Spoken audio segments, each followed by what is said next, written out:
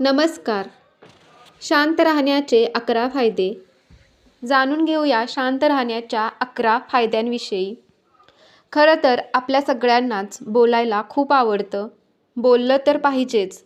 शब्द हे माध्यम आहे आपलं म्हणणं व्यक्त करण्याचं.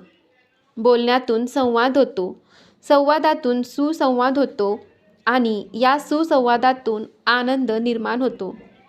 मग आता हे मध्येच शांत राहणं कुठून आलं आणि शांत राहण्याचे 11 फायदेही कुठून आले?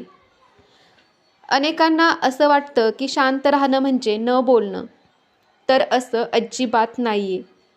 शांत राहणं म्हणजे कधीकधी न बोलणं, कधीकधी गरजेचं आहे तेवढंच बोलणं, कधीकधी कमी बोलणं, इतकाच याचा अर्थ असतो. आणि या काही गोष्टी जर आपण पाळल्या, योग्य वेळी आणि योग्य परिस्थितीमध्ये आपण जर शांत राहायला शिकलो, तर त्याचे काही फायदे निश्चितच जाणवतात. त्याच फायद्यांविषयी आपण जाणून घेणार आहोत. नंबर 1. शांत राहिल्याने आपली ऊर्जा खूप वाचते. हे तर आपण सगळेच जण मान्य करू. 2. शांत राहिल्याने आत्मपरीक्षण करता येते. म्हणजेच स्वतःला समजून घेणे, स्वतःला जाणून घेणे. हे बरं कसं करता येतं? जेव्हा आपण शांत राहतो तेव्हा आपण आपल्याशी संवाद साधू शकतो. याला प्रत्येक वेळेला शब्दाची गरज असतेच असं नाही, तरी देखील उत्तम संवाद साधता येतो. जेव्हा आपण आत्मपरीक्षण करतो तेव्हा आपण सॉट ॲनालिसिस करू शकतो. आता हे सॉट ॲनालिसिस म्हणजे काय? तर SWOT. S म्हणजे स्ट्रेंथ, म्हणजेच आपलं सामर्थ्य. शांत राहिल्याने आपण आपलं सामर्थ्य जाणून घेऊ शकतो. आपण कशात अधिक उत्तम आहोत हे आपल्याला समजून घेता येतं. आपली कौशल्य कशामध्ये अधिक आहेत हे जाणून घेता येतं.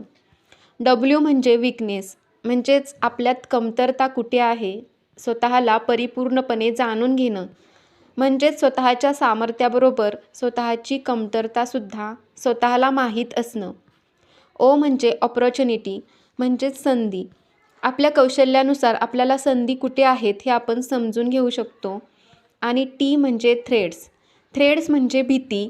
आपल्याला कोणत्या गोष्टीची भीती वाटते, कोणत्या गोष्टी आपल्याला पुढे जाण्यापासून थांबवतात हेही आपल्याला जाणून घेता येतं. म्हणजे स्वतःचं SWOT असं ॲनालिसिस आपल्याला करता येतं. 3.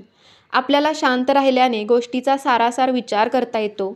म्हणजेच काय? तर जेव्हा आपण शांत राहतो तेव्हा कुठल्याही परिस्थितीत आपण चहूबाजूंनी विचार करून मगच त्याच्यावर आपलं मत व्यक्त करू शकतो. पण त्याच्यासाठी शांत राहणं गरजेचं असतं. 4. शांत राहिल्याने आपले सिक्रेट्स बाहेर येत नाहीत. अनेकदा आपण बघितलं असेल की काही माणसं खूप वायफळ बडबड करतात आणि त्या बडबडीमध्ये नको ती गोष्ट बोलून टाकतात, नको ते सांगून टाकतात. पण इथं जेव्हा आपण शांत राहतो, जेव्हा आपण तिसऱ्या फायद्याप्रमाणे परिस्थितीचा सारासार विचार करतो, तेव्हा आपले कुठलेच सिक्रेट्स बाहेर येणार नाहीत. कारण आपण विचार करू आणि मग बोलून विचार करणार नाही. तर हा एक फायदाच आहे. 5. हा एक फार महत्त्वाचा फायदा आहे. शांत राहिल्याने भांडणं टाळता येतात. कशी? इथे खरोखरीच काही ठिकाणी न बोलणं गरजेचं असतं.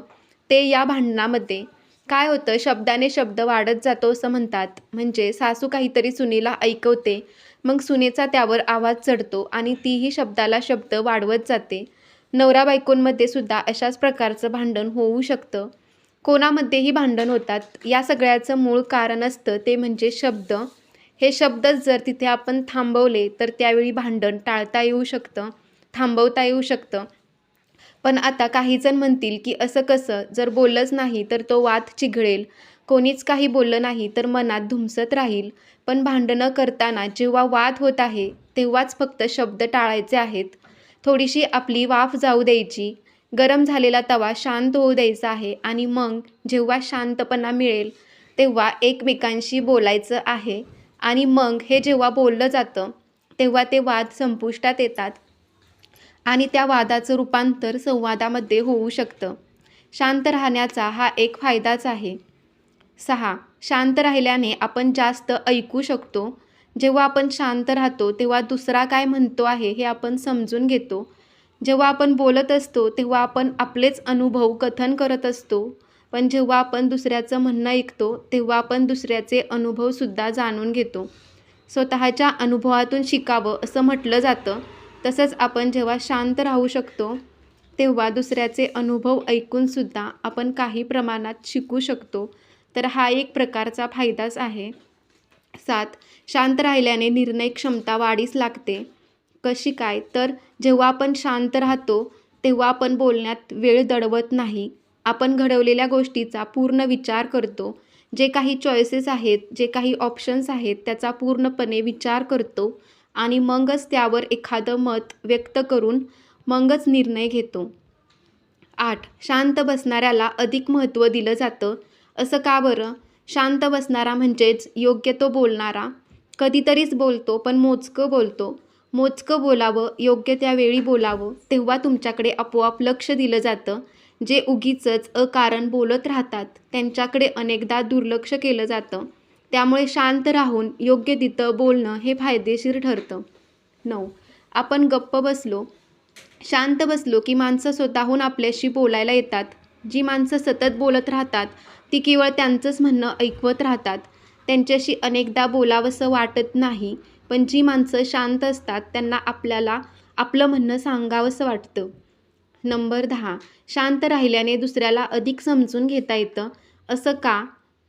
तर जेव्हा आपण शांत बसतो तेव्हा दुसरा जे काही सांगतो आहे, जे काही करतो आहे त्यांच्याकडे आपलं संपूर्णपणे लक्ष केंद्रित झालेलं असतं. आपण आपल्या बोलण्याकडे लक्ष न देता त्यांच्या बोलण्याकडे अधिक लक्ष देत असतो. त्याच्या बोलण्याचा मान ठेवत असतो. त्यामुळे त्यालाही आपलं ऐकणारं कोणीतरी आहे असं वाटत राहतं आणि जे खरंच असतं. नंबर 11. शांत राहिल्याने अज्ञान प्रकट होत नाही. आपण अनेक जणांना बघितलं असेल ज्यांना केवळ चर्चेत सहभागी व्हायचं असतं म्हणून काहीतरी वायफळ बडबड करतात आणि आपलं अज्ञान प्रकट करतात. जर आपल्याला त्याविषयी माहिती नसेल तर शांत तरी बसावं आणि कोणी जर मत विचारलं तर स्पष्टपणे सांगावं की यातलं मला ज्ञान नाही. यात कुठेच कमीपणा नसतो. कारण प्रत्येकाला प्रत्येक विषयातील माहिती, ज्ञान असेलच असं नाही. त्यामुळे शांत राहावं, योग्य ठिकाणी, योग्य वेळी, योग्य ते बोलावं. संस्कृतमध्ये एक सुभाषित आहे, मौनम सर्वार्थ साधनम. खरं आहे, नाही का?